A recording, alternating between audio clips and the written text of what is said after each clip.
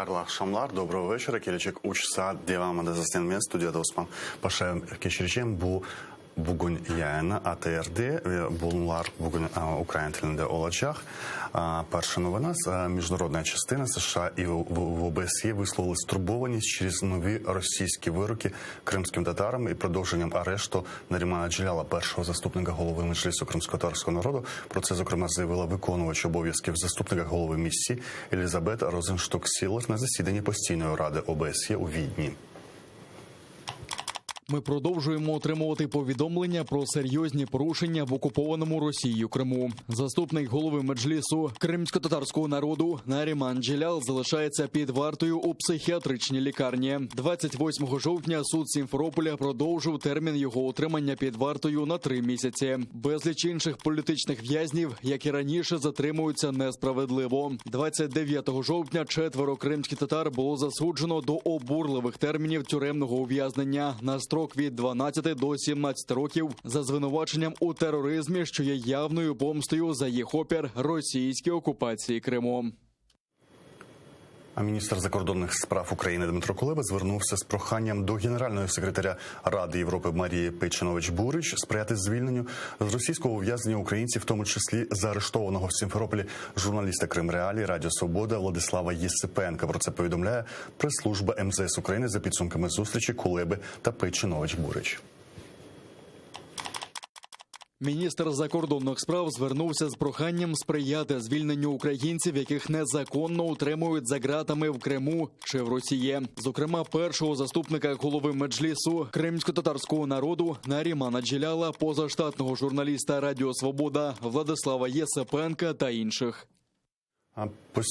Постійний представник Росії в ОБСЄ Олександр Лукашевич на засіданні Ради ОБСЄ заявив, що Москва не поділяє сподівань Верховного комісара ОБСЄ у справах національних меншин Кайрата Абдрахманова на те, що ухвалений в Україні закон про корінні народи стане ефективним інструментом як для корінних народів, так і для всього суспільства. Повторяем, речь идет об одиозной законодательной новелле, которая претендует на экстерриториальность и предполагает неравное политико-правовое положение для разных этнических групп. Из-под его действия фактически выведено русскоязычное население страны. При этом Киев демонстративно забывает о праве на языковое самоопределение для жителей Донбасса в рамках особого статуса региона. Ну і цю міжнародну частину, і також українські ініціативи в міжнародній політиці сьогодні обговорюємо з Сергієм Пархоменко, директором Центру зовнішньополітичних досліджень імені Никонорова. Доброго вечора, пане Сергію. Алейкум селям. По-перше, багато було сьогодні про ОБСЄ. Росіяни виступили в ОБСЄ, представники Сполучених Штатів в ОБСЄ. Вчора Кулеба сказав, що з ОБСЄ подолано період турбулентності. Можете нагадати нашим глядачам, про яку турбулентність йшла мова і що подолано, що вдалося подолати? Мені здається, що скоріше є після подій на російській державі, але заблоковано маніпуляції на повній території, і це питання так. На жаль, дуже поганий зв'язок і майже нічого не чутно, окрім окремих звуків. Я попрошу наших режисерів зараз, пане Сергію, з вами ще раз перезвонити і, можливо, налаштувати звук. Ми поки перейдемо до наступних новин, поки будемо зв'язуватися з паном Сергієм. Депутат національних зборів Білорусі, голова постійної комісії з міжнародних справ Палати представників Андрій Савінних вважає, що вчорашня заява Олександра Лукашенка на онлайн-засіданні Вищої ради союзної держави, яке російський президент Владимир Путін провів в Севастополі, є визнанням Криму частиною Росії. Это политическая реальность. Сегодня это недвусмысленно было объявлено. И для нас Крым, скажем так, и месяц назад был неотъемлемой частью Российской Федерации. Президент Росії Володимир Путін і самопроголошений президент Білорусі Олександр Лукашенко підписали декрет про союзні програми Російської Федерації і Білорусі. Ми вже вчора про це казали. Йдеться мова про 28 програм. Подробиць особливо нема. Щодо кожної є просто невеличкі такі характеристики. Це про об'єднання, в тому числі валютних систем, а також взаємний доступ до державних закупівель. Документ став ще одним кроком в інтеграції двох країн. За даними видання, підписання документу відбулося в режимі відеоконференції. Першим декрет підписав Путін, після чого Лукашенко. А білоруський опозиціонер Андрій Санніков назвав цей декрет документом про повзучу здачу Білорусі іноземній державі.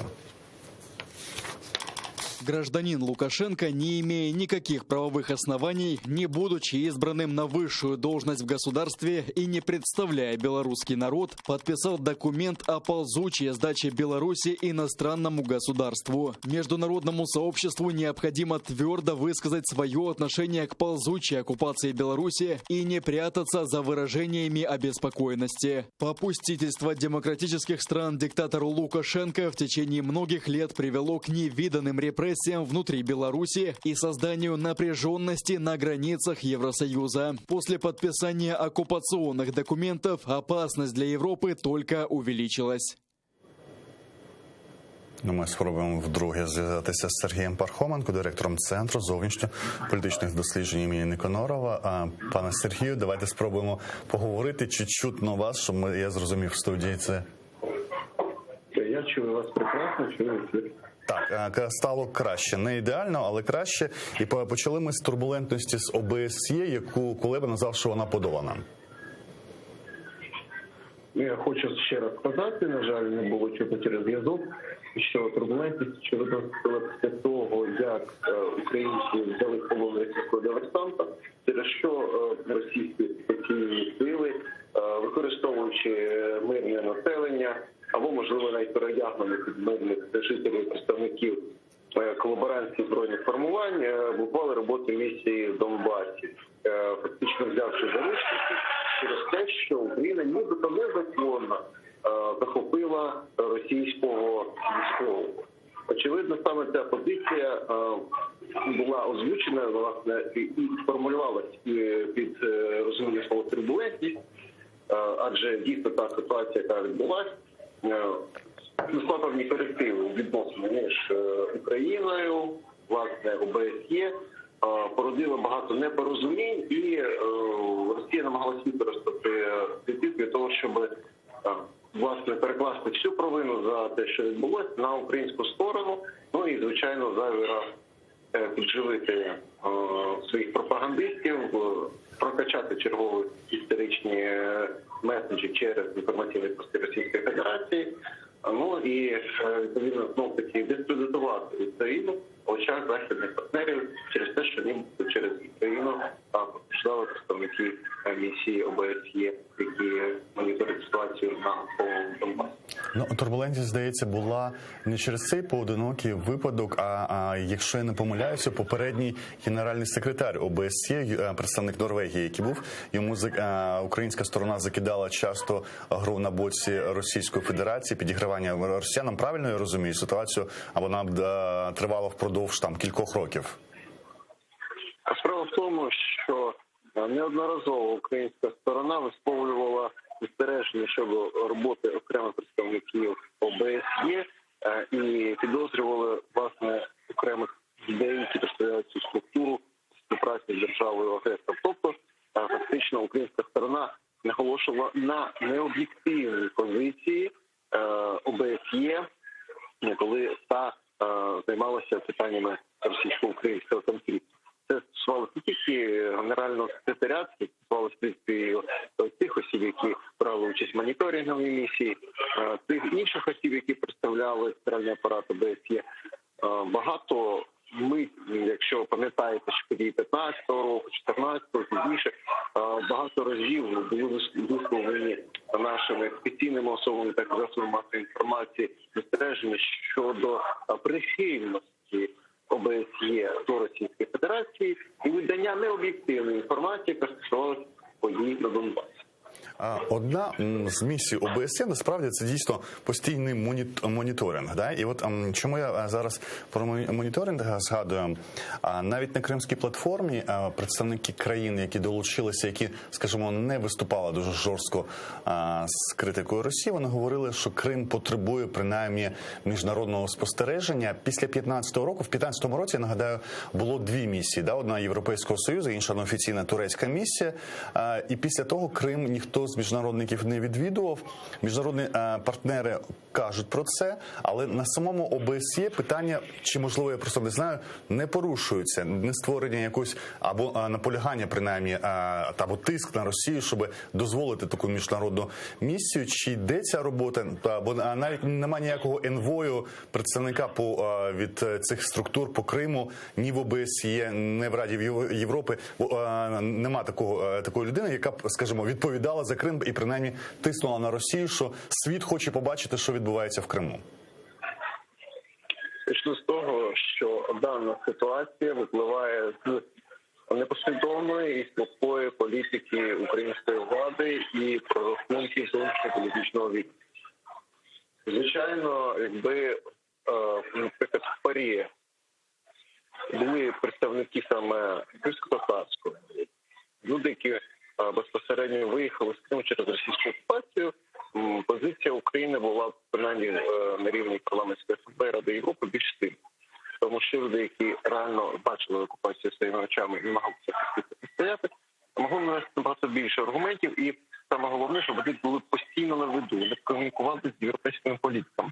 Вони мали нагоду нагадати як можна більшій кількості офіційних осіб Європи про те, що Крим окуповано і Росія чинить грубе порушення норм міжнародного права, порушення прав людини, а також фактично повертає свою політику до часів сталінізму, коли цілий народи, не народ, а народи підлягали примусовому виселенню або і взагалі в перспективі знищення. Тому це, звичайно, прорахунок, і якщо не сказати, що це провал, тому що треба було, як мінімум, на рівні депутатів Верховної Ради узгодити це питання і прийняти рішення на користь того, щоб представляли Україну в порядку 4 люди, які є кримчанами. Ну і, звичайно, по моніторингу місіям по Криму ця позиція озвучувалась декілька років тому неодноразово щодо того, що європейські структури, міжнародні структури повинні моніторити ситуацію в Криму, перебуваючи фізично там і маючи можливість спостерігати безпосередньо за процесами на півострові. На превеликий жаль, Росія, звичайно, максимально блокувала ці процеси, але і наша влада не поверталась до питання, принаймні, ініціювати якусь європейську моніторингову групу, якусь міжнародну моніторингову групу щодо подій в Криму. І насправді дуже прикро, дуже показово, що саме тема Криму впливає в нашому медіапросторі і стає на порядку денному українського політикуму, тільки якщо в Криму відбуваються арешти, затримання і незаконні суди. Тільки тоді у нас знову починають говорити люди про Крим, і на превеликий жаль, далі балачок справа не йде. Наприклад, Кримсько-татарський ресурсний центр рік тому запропонував депутатам взяти шефство над бранцями Кремля в Криму. І що ви думаєте, дуже мало осіб приєдналися за рік, тільки 5 осіб. І жодного депутата з владної фракції партії «Слуги народу». Це дуже показово. Тобто ми говоримо про ці прорахунки, а все впливає на що? Абсолютно другорядною тема Криму для представників діючої. Пане Сергію, представники чинної влади, вони навіть не сперечаються з тим, що зараз у нас унікальна ситуація, унікальність в тому, що ініціативи, ті, які мають бути належати навіть парламенту, вони зараз виходять часто не з парламента, а вони виходять з офісу президента. І тут на кого ви покладаєте відповідальність за цю безініціативність по Криму на міжнародному рівні? Саме про практичні речі, не тільки проведення самітів, але це моніторингові місії, наполягання і тиск з цього приводу, якісь технічні речі проведення. Це Кулеба, це все ж таки офіс президента, чи парламент здатен сам бути ініціатором таких речей? У нас парламентсько-президентська республіка. Парламент є самостійним суб'єктом, самостійним він є достатньо, не повинен бути достатньо таким, як суб'єктом української політики повинен мати свою позицію. І, звичайно, парламент може на своєму рівні ініціювати певні заходи, наприклад, звернення до міжнародних організацій щодо запровадження, в тому числі моніторингових місій, або звертатися до парламентів інших країн та міжнародних організацій, парламентів асамблей міжнародних організацій, щодо введення додаткових санкцій проти держави-агресора і осіб, причетних до порушення прав людини. А у нас дійсно виходить, що все скоординовано з Офісом президента, що парламент є абсолютно не самостійним, що він перестає бути суб'єктом політичного процесу в Україні, і навіть теж МЗС воно отримує, якщо не вказівки, то як мінімум узгоджує свою позицію з Офісом президента. Хоча стосовно МЗС зрозуміло, що президент в Конституції є людина, яка відповідає за зовнішньополітичні власне процеси, зовнішньополітичні курси України і зовнішню політику загалом. І тому є логічним, що президент і його офіс першочергово беруть участь у цих процесах, які стосуються власне питання деокупації території, роботи з західним співтовариством, з усіма нашими міжнародними партнерами і політичної відповідальності це особисто Володимир Зеленський, тому що у нас працівники офісу не є політичними фігурами і взагалі не є представниками публічної влади. Тому особисто він несе відповідальність. Але це не знімає відповідальність так само з депутатів, які за умов певної яловості, тобто такої безініціативності, такої імпотентності в напрямку, можливо, в тому числі для окупації загарбаних Росії територій, яка там ця іпотека може йти від Офісу президента, або, можливо, це свідоме шкідництво, хто його знає.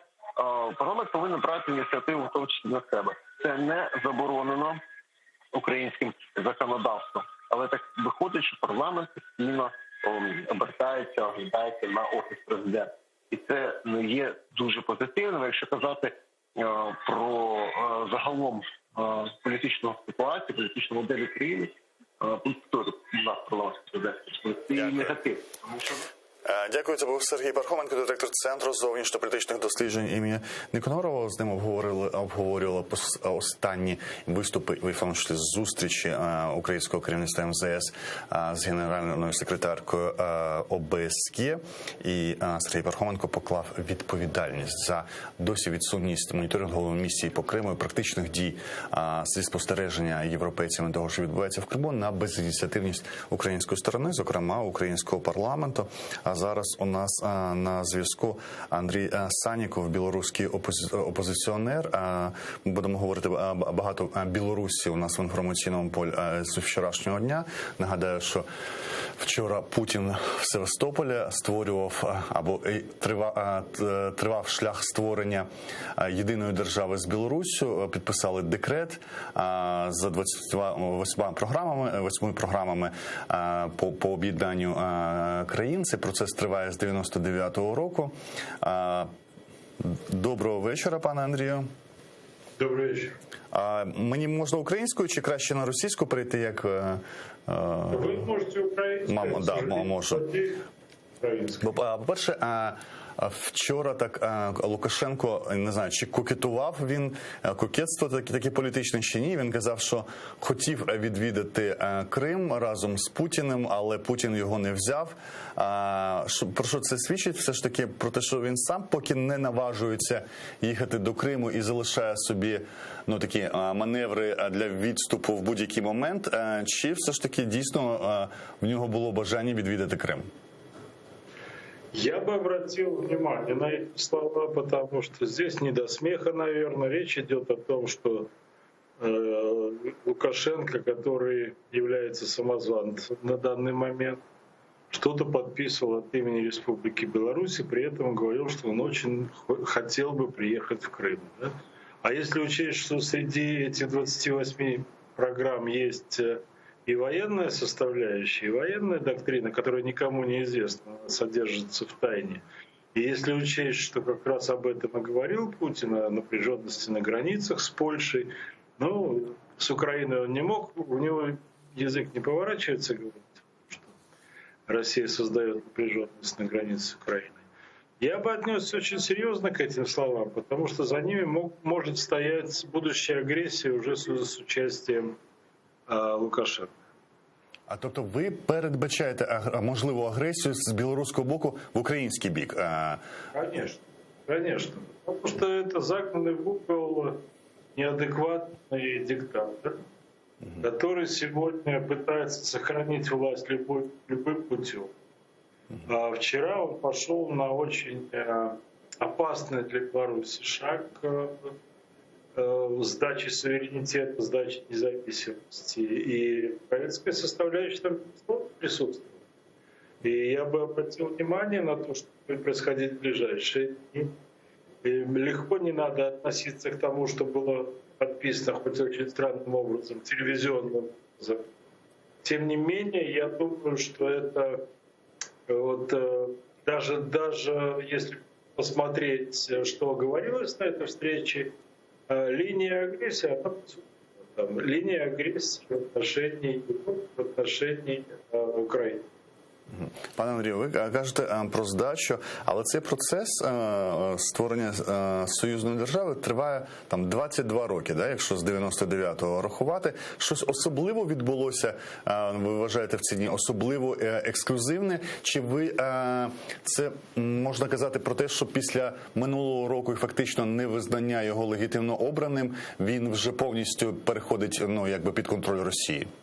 Вы знаете, если белорусы не сражались против потери независимости, за независимость, то, наверное, сегодня уже стараниями Лукашенко Беларусь была частью России. Потому что мои друзья лично выходили под Путинки, их избивали в 1999 году, когда Лукашенко подписывал с Ельциным соглашение подобное. Да?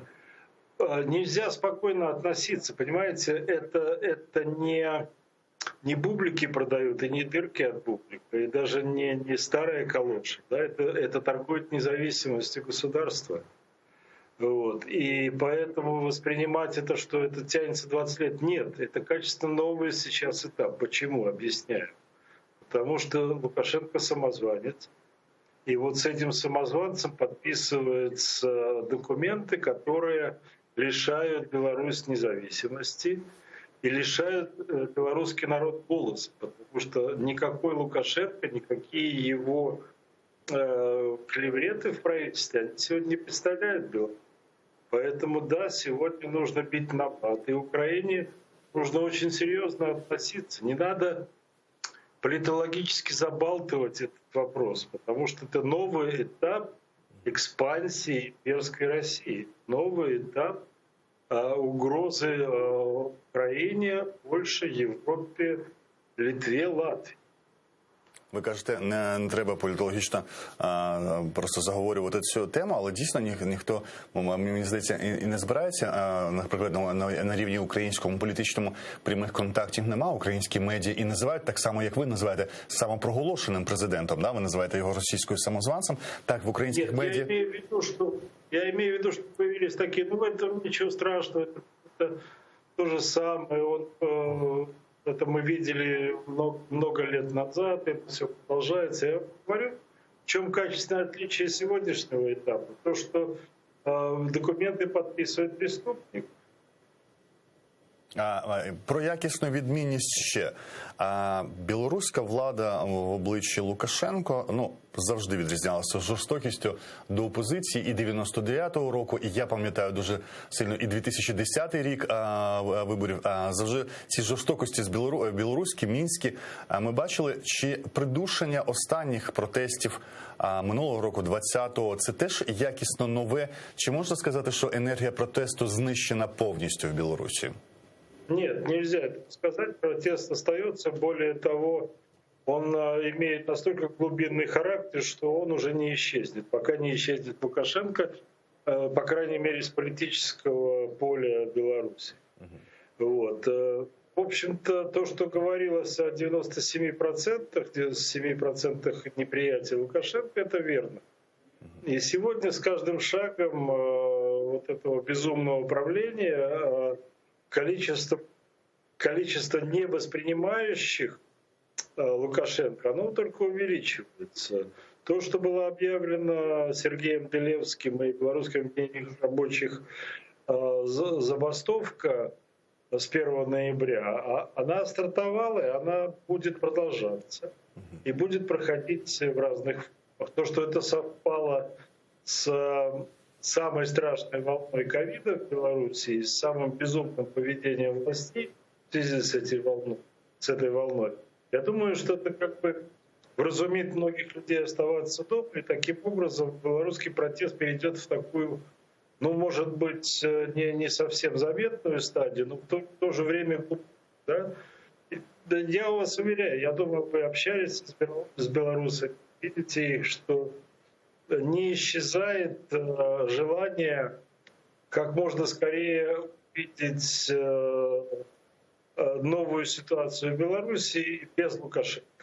Але тепер цей протест зіткнувся, ну, раніше передання вважалося, що ніхто не вважав білоруського президента самозванцем. Все ж таки, як би де було, авторитарним вважали, але вважали його легітимним представником і лідером Білорусі. Да? Тепер його влада буде, я так розумію, забезпечуватися, принаймні опозиціонерка, яка живе в Києві, Тетяна Попова, казала, що тепер він буде на російських штиках правити Білоруссю. І як ця якість протесту буде себе проявляти, активна частина можлива її, чи це, якщо будуть якісь нові, скажімо, щось схоже на вибори, тоді тільки можна очікувати, чи на кілька років можна прогнозувати, воно перейде повністю в таке нелегальне підпільне становище? Так мы в нелегальном сопротивлении уже давно. В общем-то, ничего легального у нас нет уже много лет, поверьте мне. И организовывать акции можно было только нелегально. Легальные акции – это акции санкционирования КГБ. Были такие у нас тоже примеры, когда агенты КГБ способствовали проведению нелегальных акций за забором, хоть и с белорусскими флагами. Вот. Можно прогнозировать, что выборов при Лукашенко не будет уже никогда. И не будет никакого референдума, который он там сейчас обещает Путину, чтобы утвердить свою вновь себя у власти. Потому что он просто панически боится. Это он уже отменил местные выборы. Потому что у него, когда при слове выборы, у него народ на улицах с нашими национальными флагами, красно-белым. Поэтому этого не будет. То, что выборы — это есть цель всего белорусского народа, не только оппозиции, это факт. То, что мы просим международное сообщество способствовать этому и считаем это самым эффективным и мирным выходом из глубочайшего кризиса, и не белорусского кризиса, а общеевропейского кризиса, это факт. Поэтому вот мы сейчас и как бы думаем над всеми формами внутреннего давления, но просим наших друзей, партнеров думать над формами внешнего давления. Украина здесь ключевое государство. Яким чином, на ваш погляд, можна тиснути на Білорусь зовнішньо? Які кроки робити? Я розумію, про що ви кажете. Іноді ми теж в Україні тут можемо, скажімо, якщо таке слово для політики не підходить, ображатися, що від європейців там недостатньо санкцій, які б хотілося і по Криму, і по Донбасу, і взагалі по відношенню до Росії. Але потім розуміємо, що самі не завжди готові робити певні кроки. І завжди і Україна буває непослідовна. Наприклад, я визнаю той факт, що ми відкликали, наприклад, той же підпис, просто підпис під тиском на Китай, да, через уйгурську проблему, і це було таким, ну, трошки ганьбою для зовнішньої політики української, тому що через якусь поставку вакцин ми відмовилися від таких речей під тиском китайського посольства, да, теж диктаторської країни. Тому, коли ви кажете про Білорусь, я хотів би про це більше поговорити. Давайте спочатку, про що ви очікуєте від України і від світу під зовнішнім тиском? Вы знаете, я очень хорошо знаю украинскую политику, очень хорошо знаю прекрасных профессионалов, которые всегда работали в украинском МИДе, вообще в украинских, в сфере внешних отношений от имени Украины. Я считаю, что потенциал огромный. Да? Есть роль государства, которое может посмотреть более внимательно на то, что сегодня происходит в бизнесе с диктатором Лукашенко. Ну, я имею в виду, прежде всего, нефтепродукты. Но я даже не этого касаюсь. Я хотел бы, чтобы Украина, пользуясь своим авторитетом на международной арене, а это действительно очень большой авторитет, вот это такое богатство украинское, которое завоевывалось все эти годы с момента обретения независимости. И несмотря на разных президентов, на разные подходы, оно не растрачено. Оно остается очень сильным. Вот я хотел бы, чтобы Украина присоединила свой голос к нашему, да? Чтобы подчеркивали, объясняли важность перемен в Беларуси для Украины, чтобы разговаривали с партнерами западными, прежде всего, которые имеют рычаги давления, любые, какие хочешь, через санкции, через ограничения или через поощрение, например, там, бизнеса для перемен в Беларуси, чтобы Украина разговаривала, что это тоже в ее интересах. Причем в ее интересах сегодня, которые связаны с интересами безопасности Украины. Это очень серьезно. Да? И вот я думаю, что такой подход нам бы очень помог. Ну а то, что государство может сделать, государство, я думаю, очень хорошо знает. Намного лучше, чем я. Какие статьи дохода прибыльными являются для Лукашенко в торговле с Украиной. Ну, вот если посмотреть внимательнее, там тоже есть очень много рычагов. Впродовж там до весни, до цього року, впродовж півроку після протестів Білорусі і цих ганебних виборів, на яких Лукашенко сам себе призначив президентом, світ активно зустрічався з однією лідерок. У вас з'явилися нові лідерки в силу обставин, да? Тихановською зустрічався з нею і Байден, і світові лідери. На ваш погляд, чи зберігається цей інтерес до Білорусі зараз? Як він виглядає? Що, принаймні, Європа і цивілізований світ, як вони реагують? Чи цей інтерес почав спадати? Ну, безусловно, он падает. Я ж не могу говорить, что Беларусь — это пуп земли. Это для меня это пуп земли, как для вас, наверное, Крым и Украина. Вот. Безусловно, интерес падает, но вы знаете, я с этим сталкивался не раз, потому что... Почему интерес падает? Потому что не находится быстрое решение для политиков. Они не понимают, что в Беларуси нужно все-таки иметь стратегию. Стратегии это не было и нет. Для того, чтобы пытаться поменять ситуацию не только в Беларуси, во всем нашем регионе, должна быть стратегия четкая по Украине, Беларуси и России. Ее нет до сих пор. Есть какие-то метания, мы подвержены смене правительств или смене правящих партий в наших там друзьях, соседях на Западе, но стратегии так и не появилась серьезной. Поэтому здесь вот другая ситуация. Здесь обозначены были механизмы, которые раньше не всплывали в связи с ситуацией в Беларуси. Я имею в виду прежде всего универсальную юрисдикцию и преследование преступников, которые виновны в преступлениях против человечности, через механизмы универсальной юрисдикции. Это происходит сегодня в Германии, как мы знаем, есть несколько дел. Готовятся дела в Международный уголовный суд. Есть платформа, на которой собираются данные по преступлениям против человечности в Беларуси. Есть в ООН механизм 3 докладчиков. И эти механизмы, они должны дать свой результат. Поэтому поддержка вот этой деятельности международной, это тоже в наших интересах. И здесь здесь не об интересе стоит говорить, потому что я говорю, что были периоды, когда Беларусь вообще никому не интересна была. Лукашенко делал там все, что хочешь, к сожалению.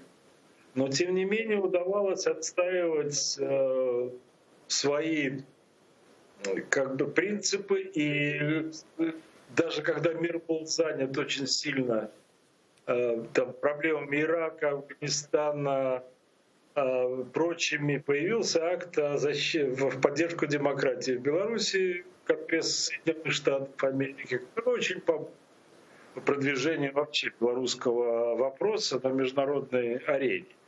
Поэтому я считаю, что заложен сейчас очень хороший заложен фундамент, который является во многом новаторским, как подходить к проблеме вот такой абсолютно оголтелой диктатуры, которая возникла, и как все-таки эту проблему решать. Для меня вот важно, чтобы все-таки наши друзья, прежде всего Европа, поняли, насколько они ошибались в своей политике увещевания диктаторов. Вот давайте попробуем еще раз договориться с Лукашенко. Он вроде там вот Крим не признав. Да признав він Крим. Це і завжди історичні помилки. Завжди в історії є приклади, коли увіщування диктатора, і потім люди кажуть, що не треба цим займатися, а потім знову цим займаються в новому місці і повторюють ці історичні помилки від разу до разу, і вони завжди... От я хочу ще про одне вас спитати, про те, що ви казали, Білорусь була нікому не цікава, але Білорусь раптом стала дуже цікава всьому світу, коли ми в Мінську побачили ці кадри в 200 тисяч людей на Мінському Майдані, і я кажу слово Майдан, але не маю на увазі, я знаю, що білоруські лідери опозиції дуже не хотіли порівняння зі словом Майдан, які ототожнюються з українськими подіями, да? І білоруси дуже вірили в цю мирну передачу. І здавалося, що вона неминуче перейде. От як ви прогнозуєте? Я розумію, що це питання таке, погане питання, да, шукати прогнозів, але як ви очікуєте, чи вдасться мирним шляхом змінити Лукашенка, чи це щось на кшталт Януковича, те, що мирним шляхом не міняється? Знаете, это какое-то такое примитивное рассуждение. Вот не перешли к радикальным действиям, не поменяли власть. Я считаю, что все шансы сменить власть мирным путем, они сохраняются. Я назвал факторы, которые должны на это повлиять. Да? Потому что белорусский народ в подавляющем большинстве показал, что Лукашенко они не хотят. Сегодня очень много зависит от того, насколько мир будет реагировать. Как они перестанут торговать с Лукашенко, как перестанут воспринимать его как лидера там, или правителя даже. Почему я говорю об этом? Потому что мне кажется, такие заявления, они достаточно безответственные. Потому что белорусская ситуация, она самая жесткая из всех существующих в европейском пространстве ситуаций. Я имею в виду диктатуру и тоталитарную систему, выстроенную с Лукашенко. Он доказал свою жестокость, свои садистские намерения. Поэтому любые силовые действия, они приведут к хаосу, они приведут к гражданской войне. В общем-то, да, это один из вариантов развития событий, на который, наверное, рассчитывает Лукашенко. Он уже запах крови давно почувствовал и готов продолжать свое бесчинство в плане репрессий. Но должны почувствовать опасность для себя вот этого маньяка и все соседи, и Европы. Вариант ведет и к хаосу, и ведет к освобождению реально. Да? Потому что воспользоваться этим могут случайные люди, а не те, которые хотели жить и работать независимо. Тоді в цьому, в річищі цих примітивних розмірковувань, як ви сказали, дозвольте ще одне примітивне таке розмірковування. Які ще варіанти тоді можливі? Це можливо його самостійна відмова під гарантії безпеки, наприклад, або якийсь внутрішній переворот, як було з Мугабе в Зімбабве, коли оточення ще змінило, наприклад, підконтрольні не йому силовики, а росіянам, наприклад. Якісь такі варіанти можливі? Внутрішній палацовий переворот або відмова під гарантії? Я, когда говорю о примитивных рассуждениях, я не вас. Ваши вопросы очень правильные, абсолютно своевременные. Гарантии невозможны. Никакие, ни от кого. И я могу сказать со всей ответственностью, что гарантии могут дать только белорусы. И не какие-то там келейные, сепаратные гарантии. Потому что, это человек с животными инстинктами, он никогда никому не поверит. А участие его в смене власти в самой ситуации на то, чтобы он остался, по крайней мере, в общем-то, продолжать жить в Беларуси и так далее. Мы знаем примеры. Я живу в Польше сейчас. Организатором переговоров был Ярузельский, который вводил военное положение и который, в общем-то, был замазан в убийствах лидеров и оппозиции рабочих. А главным переговорщиком был генерал Кищик, руководитель спецслужб, который тоже был полностью, в общем-то, виновен в преступлениях, в том числе и в убийствах. Тем не менее, в общем-то, вот эти переговоры внутренние, они сохранили не только жизнь, но и безопасность. И Ярузельского, и Кищика. Дожили до преклонных лет и, в общем-то, никогда не испытывали состояние тревоги за свою жизнь, безопасность.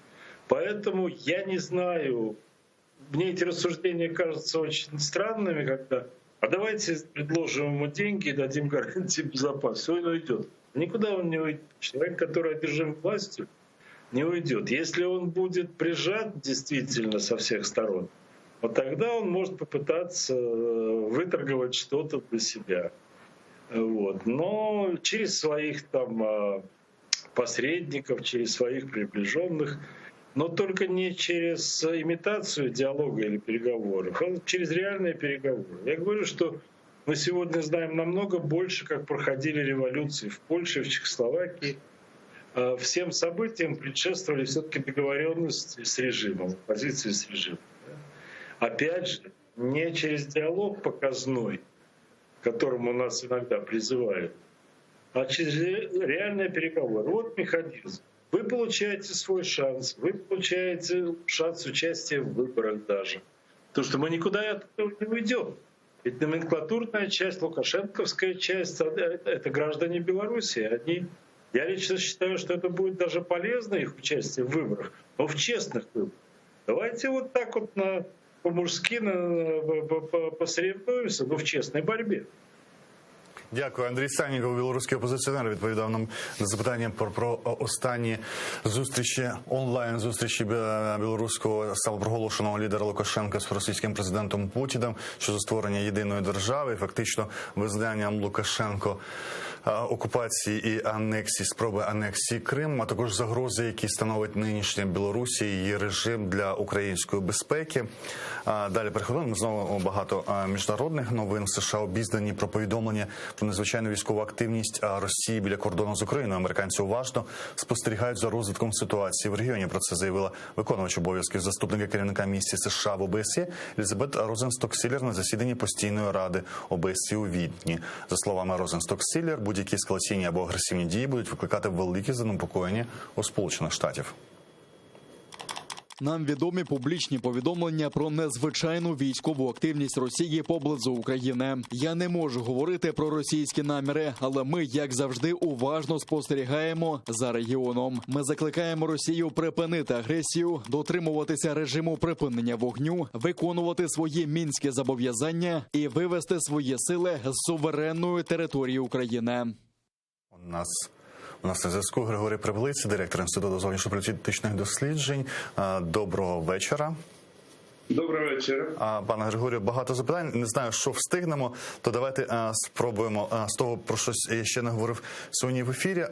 Помічниця Блінкена була в Києві. Підготовка до підписання нової хартії зі Сполученими Штатами. Про що може йтися мова? Що це за хартія? Що вона дає для України? Власне, ця хартія про стратегічне партнерство між Сполученими Штатами Америки і Україною була підписана ще в 2008 році. Тоді колишнім міністром закордонних справ паном Огризко і головою Держдепу Сполучених Штатів Америки. Я думаю, які нові сюжети будуть в цей раз. Так, очевидно, це може бути доповнення до цієї хартії, але не новий документ, тому що такий документ вже був підписаний. Можливо, це буде документ під новою назвою. Чому він буде присвячений? Я думаю, він буде присвячений імплементації спільної заяви, яку зробив президент Байден під час візиту Зеленського до Сполучених Штатів Америки. І там має бути йти мова в основному про оборонні напрямки співробітництва. Це пов'язано з передачею технологій воєнного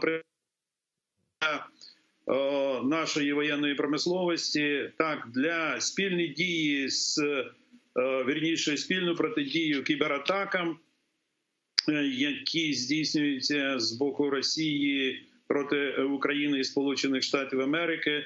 Це долучення наших науковців, конструкторів до нових наукових розробків в сфері воєнних технологій, так, а також надання інформації з космічних спутників, тому характеру для зміцнення оборони і обороноздатності України. Російський такий опозиційний політолог Піонтковський після візиту двотижневої давнини Ллойда Остіна назвав його візит, це секретар з питань оборони, або як ми називаємо міністр оборони Сполучених Штатів Ллойда Остіна, проривним через його оцей показовий візит як до країн НАТО, так і по Чорному морю, це Грузія, Україна і Румунія, і його виступі жорсткі. Це Піонтковський назвав це поворотним моментом в підтримки безпеки української. З іншого боку, ми зараз спостерігаємо знову якусь активність росіян біля кордону з Україною, про що може свідчити, наскільки активною буде допомога, скажімо, західних партнерів в розв'язанні цієї ситуації загрозливої з боку Російської Федерації, по новій. Вона завжди загрозлива, і ми бачимо, що це підготовка воєнної ескалації російсько-українського конфлікту з боку Російської Федерації. Ми бачимо нарощування сил, їх передислокацію і концентрацію на головних напрямках цього наступу. Так, це Курськ, Білгород і, звісно, східний напрямок Ростову-на-Дону. Більше того, все це нарощування супроводжується заявами Путіна про червоні лінії, які не можна пересікати. І вже цією червоною лінією він називає не вступ України в НАТО в перспективі, а зближення України з НАТО. Тобто Росія висуває все більше і більше матиму як до України більш жорсткі попередження щодо допомоги Сполучених Штатів Америки Україні, хоча ця допомога носить виключно, як ми бачимо, технічний характер.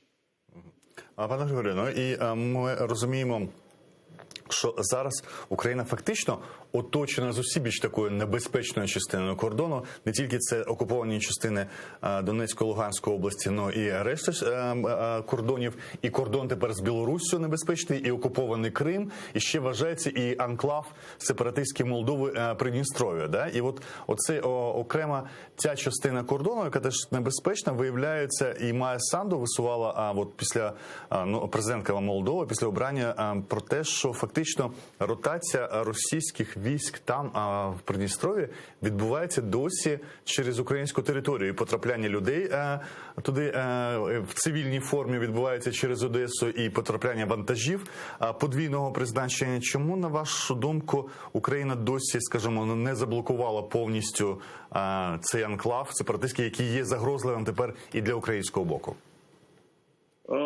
Україна багато чого не зробила, вірніше керівництво, для того, щоб укріпити оборону по всьому периметру. Ми можемо згадати навіть той злощастий паркан по кордоні України з Росією, який до цього часу не добудували, хоча вже йде 8-й рік війни. Так, що стосується воєнних вантажів, це оперативне групування російське на території Придністров'я, то Україна заборонила пересування як їх повітряним простором, так і наземним простором. Проте як ви правильно зазначили, російські військові переодягаються в цивільний одяг і їдуть як прості громадяни. Ці військовослужбовці. Чому Україна не звертається увагу? Ну, це мені дійсно дуже дивно, тому що ми знаходимося в стані так званого гібридного миру, а не реальної війни, яку веде Росія проти нас. І тому у нас і торгівля відбувається, як ви бачите, і пропускний режим такий же самий. І, звісно, це питання, перш за все, до оборонних структур України. Ну і останнє, що хочу вас спитати, от Кулеба постійно повторює, що його колега російський Лавров уникає зустріч у нормандському форматі. Навіщо потрібна ця зустріч з Лавровим?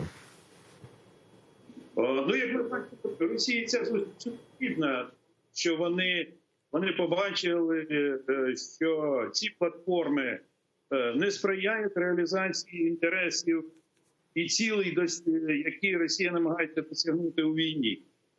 Тому вони фактично бойкотують ці зустрічі, використовуючи цей бойкот теж як засіб тиску на Україну і в тому числі на Німеччину, Францію. Навіщо Україні у нас потрібна ця зустріч, яка фактично нічого не приносить Україні суттєвого, тому що те, що в 19-му році, в грудні місяці було домовлено, воно фактично не виконано Росією. І Росія його не збирається виконувати. Тоді який сенс? Демонструвати, що у нас гібридний мир, що у нас є Мінський процес і нормандський процес, який абсолютно неефективний. Ну, це, очевидно, намагання зберігати статус-кво, такої низького рівня односторонніх бойових дій з боку Росії і намагатись мінімізувати наші втрати. Це, очевидно, єдина мета, яку ми намагаємося досягати при всіх цих власних форматах і місії ОБСЄ. Видно, що в такий спосіб ми не досягнемо ні миру, ні звільнимо території. Але іншого варіанту, іншої стратегії України, очевидно, немає, оскільки силовий спосіб абсолютно відкидається. І знову ми дотримуємося вирішення конфлікту мирними дипломатичними засобами, серед яких Мінський процес і нормандський формат, який ми бачимо абсолютно недієвий. Дякую, Григорій Припилиця, директор Інституту зовнішньополітичних досліджень. Обговорювали і майбутнє підписання нових додатків до Хартії зі Сполученими Штатами Америки і загрозливі дії Росії на всьому периметрі українського кордону. Через кілька хвилин новини. Далі повернемося знову до студії Богунь на телеканалі АТР.